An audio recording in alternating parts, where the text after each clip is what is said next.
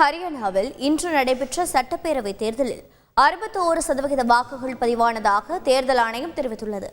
இதனிடையே ஹரியானா மற்றும் ஜம்மு காஷ்மீரில் காங்கிரஸ் கூட்டணி ஆட்சியை பிடிக்கும் என கருத்து கணிப்புகள் கூறுகின்றன. தகவல்களை விவரிக்கிறார் செய்தியாளர் ரமேஷ்குமார். ஹரியானாவில் சட்டப்பேரவை தேர்தல் இன்று நடைபெற்ற நிலையில் பாஜக, காங்கிரஸ், ஆம் ஆத்மி மற்றும் ஜனநாயக ஜனதா கட்சி என 4 முனை போட்டி அங்கு நிலவுகிறது. மொத்தமுள்ள 90 தொகுதிகளுக்கும் இன்று ஒரே கட்டமாக வாக்குப்பதிவு நடைபெற்றது.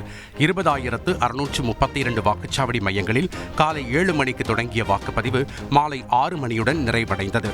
101 பெண் வேட்பாளர்கள், 464 சுயேட்சை வேட்பாளர்கள் உட்பட 1031 வேட்பாளர்கள் தேர்தலில் களம் கண்டனர்.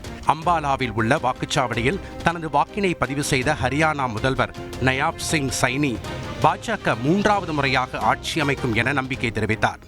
சார்கி தாத்ரியில் உள்ள வாக்குச்சாவடியில் காங்கிரஸ் வேட்பாளரும் மல்யுத்த வீராங்கனையுமான வினேஷ் போகத் வாக்களித்தார்.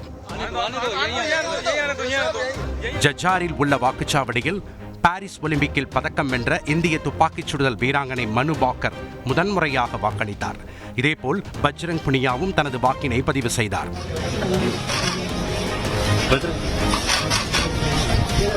குருஷேத்ராவில் உள்ள வாக்குச்சாவடி மையத்திற்கு பாஜக எம்பி நவீன் ஜிண்டால் குதிரையில் வந்தது வாக்காளர்களின் கவனத்தை ஈர்த்தது.